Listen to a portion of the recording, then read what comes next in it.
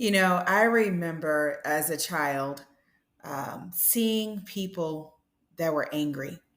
I could hear the howling from their voice. Something was speaking. It was speaking through them. It motivated them to do certain things that weren't right. It was like it was controlling them, and it didn't know any boundaries. Family, the police,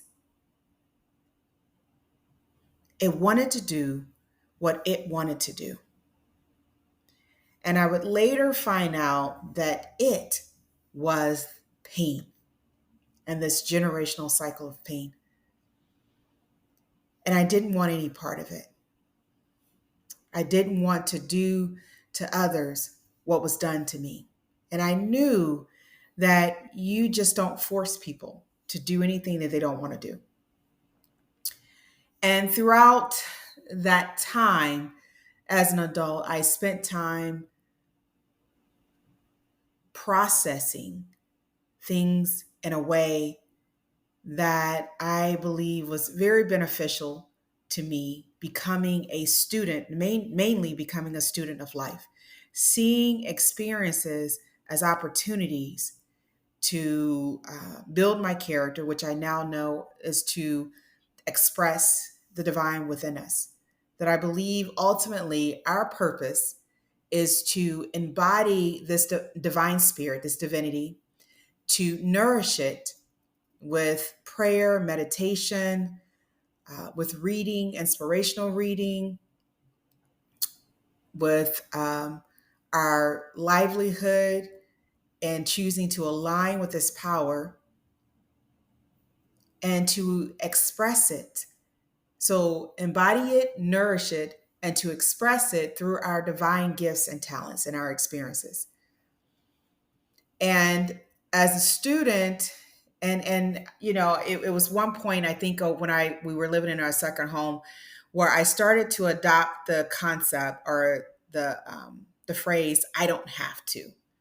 When you think that you have to do something because someone else is doing it, I realized that I didn't have to. I had a choice, and it was a lot of things that were adding up to this point. But it was when there was what we call, I think it's like a spiritual turn or a conscious turn that we take when we come to pivotal points in our lives. And it is this concept that often will set you free, because that's what healing, or to heal from the inside out, is to set ourselves free. Many people say, you heal, it works better for you. It's better for you than it is for the other person. Well, I'm hoping too that it will have a positive effect on the other person, but I know I'm not in control of how they perceive things. My thing is that when you heal from the inside out, when you forgive, when you put things in a spiritual perspective, when you realize that that is how someone else chose to project their pain, that is how someone else chose to live their life. When you see the hearts of individuals and you see the pain that they're dealing with and not knowing how to express it, or not knowing how to heal from it, lost, unconsciousness, asleep, then there is more compassion.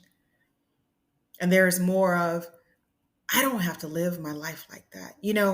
And that's exactly what I was thinking. I was going to come on and say that I don't have to live my life in pain.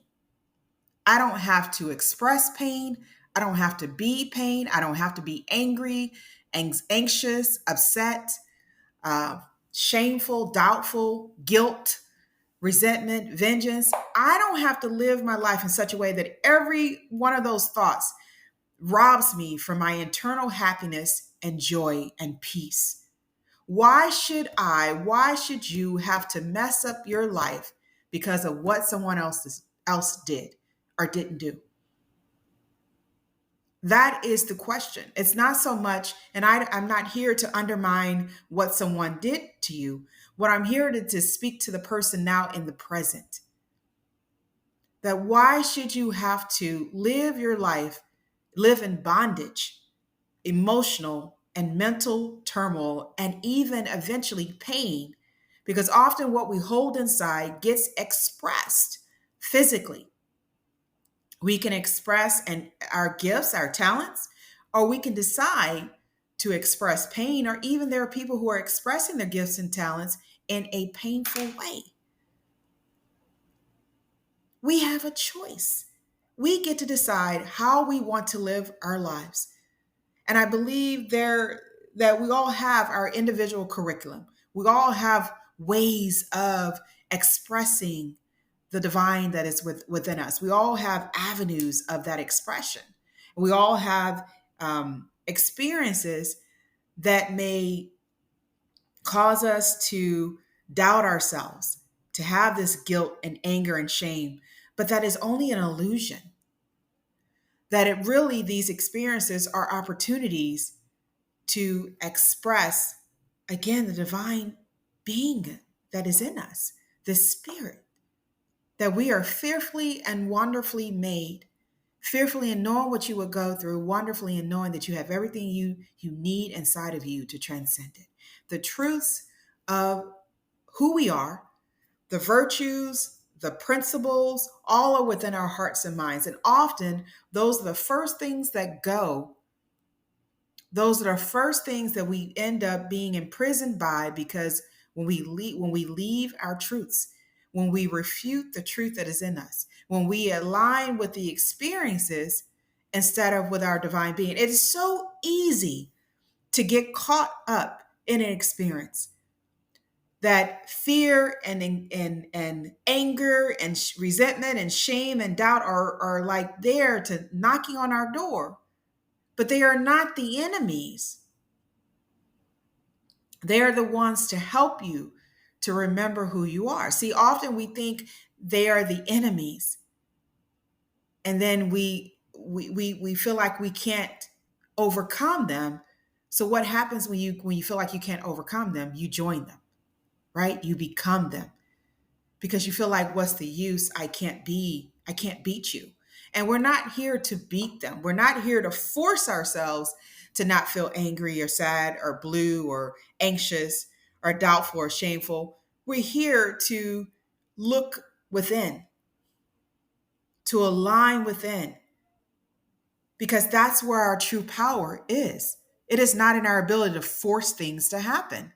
Because often when we force things to happen, we feel like we're only doing it ourselves. And then we rely on our strength. And then when we don't, again, feel like we win, we feel like we're losers. And we go down these dark tunnels of shame and guilt, and can eventually lead to taking our own lives. And our lives are not to be taken. They are not there. We have free will, but I was thinking today, it is not my right to choose that. For me, because something gave me the gift of life. And I will not allow, maybe that's the more of the word, I will not allow myself to take something that was given to me, that knows everything that is going to happen, that has happened, will continue to happen, that has the keys, the answers to it all, that can show me the right way, the right path, that loves me unconditionally, that wants to, Jeremiah 29:11, wants to prosper me, not to harm me, but give me hope in the future, that I may have life more abundantly, that good things come to those who love God, that I am going to stand by his promises, or its promises, to it capital I. The little I is the pain. But I'm going to stand by this divine promise that I have.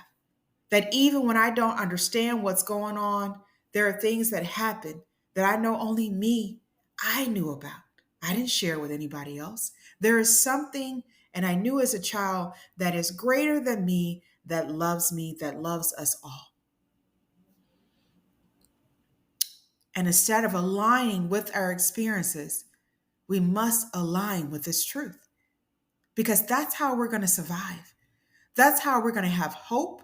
That's how we're going to want to live another day.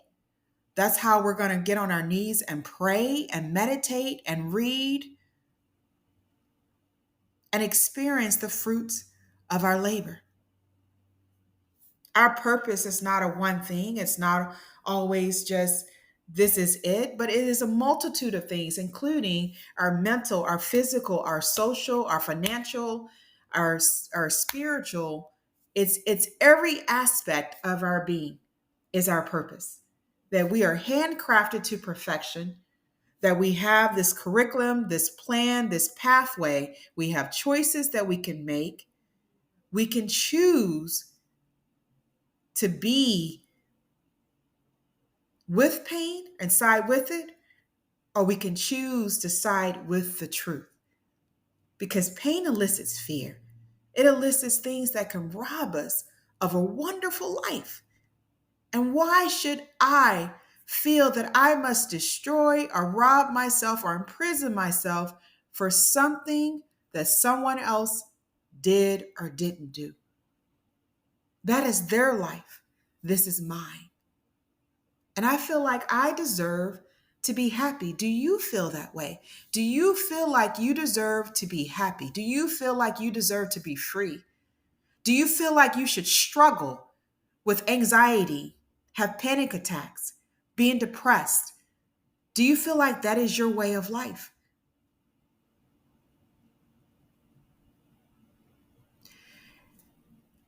That may I have you to consider, to seek the still small voice, to ask, what do I need to let go, to live the life that you have given me? And I believe when we ask open-ended questions, when our heart is aligned with this question and we really seek the truth, and that we are specific enough to get the answer that we need, and we listen and we have patience and we say, show me the way. May your will be done. I don't want to live in illusion. I want to see clearly my purpose, see clearly the right way, the right actions, the right words, just what do I need to do to have the life, the gift of life that was given to me, to enjoy the sun, to enjoy darkness, to enjoy my sleep, to enjoy eating and not have digestive problems, to enjoy my sleep and able to sleep like a baby no matter what's going on around me. Because I read in the Bible and I said, oh my God, there it is. The Holy Spirit, truth, will take you to sleep and not have you waking up in the middle of the night or have you gnawing your fingers or taking loads of medication. The truth will set you free. And if we don't believe that, what does that mean? What does that mean when we don't believe the truth will set us free? Do we really believe in the truth? How much power have we put in our pain? How much power have we put in the illusions? How much power have we put in the nightmares? How much power have we put in the medications? How much power have we put in the word struggle?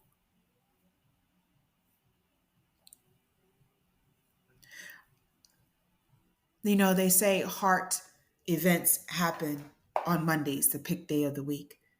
But I want to challenge that because I don't think that it should have to be that way. Statistics are good, but they are not the label or definition of one's life. They're what people have experienced. And I say be outside the box, be outside the norm, because that's how we were made. We were not made to be alike. We were not made to experience like-minded things, especially when it comes to something that leaves you staying up at night, that leaves you in so much pain, emotional, physical, spiritual pain. that leaves you in considering if your life is even worth it. There has to be another way. We did not come here just to struggle, just to be in pain, just to be the object of pain. And in the Bible, it does say, I came that you may have it more abundantly. And, when you think about the law of attraction and the secret, if you have any inclination to believe in that, it is in the power of what we believe. That's what you keep hearing. Our faith is what makes it so.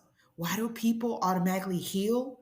Why do people automatically stop having anxiety and panic attacks and not taking drugs, automatically go back to sleeping peacefully? Because it is the faith that turned their life around, the belief, the placebo effect.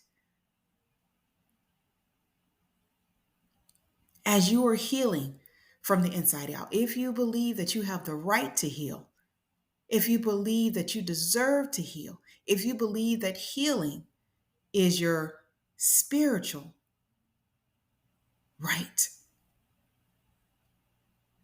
choose to believe that you don't have to continue to live with someone's actions or inactions. You don't have to give your life up because of what someone else did.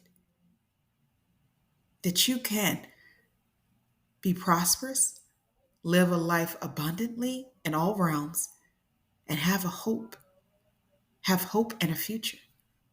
And share this message with those that you love, your children, nephews, nieces.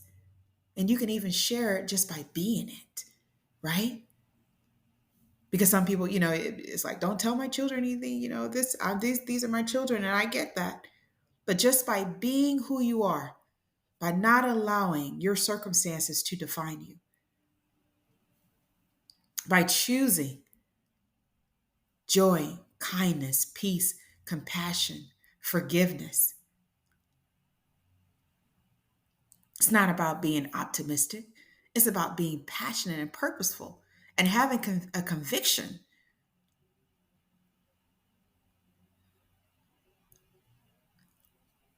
about your life that was given to you. And we have plenty of examples, plenty of them, that you decide to move forward, that you ask what it is I need to give up, what I need to give back, that you say, I don't have to. Whatever it is that you may be going through, I don't have to.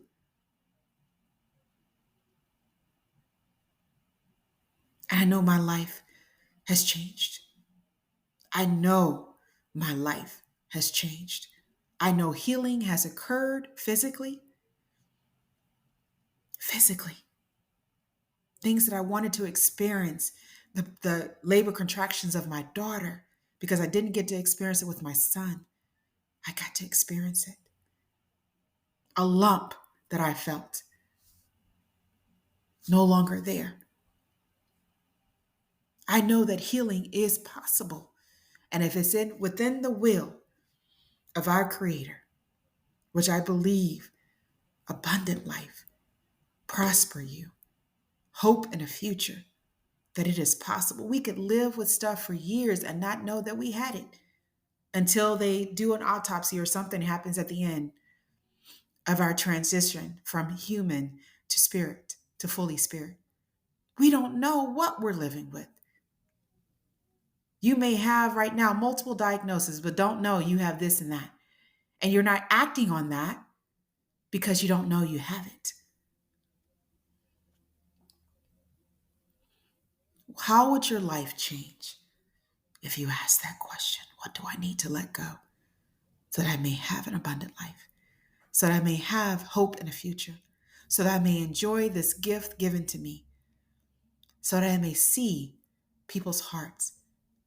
So that I am not deterred by my experiences, but I keep moving forward, expressing, nourishing, embodying, nourishing, and expressing the divine within me.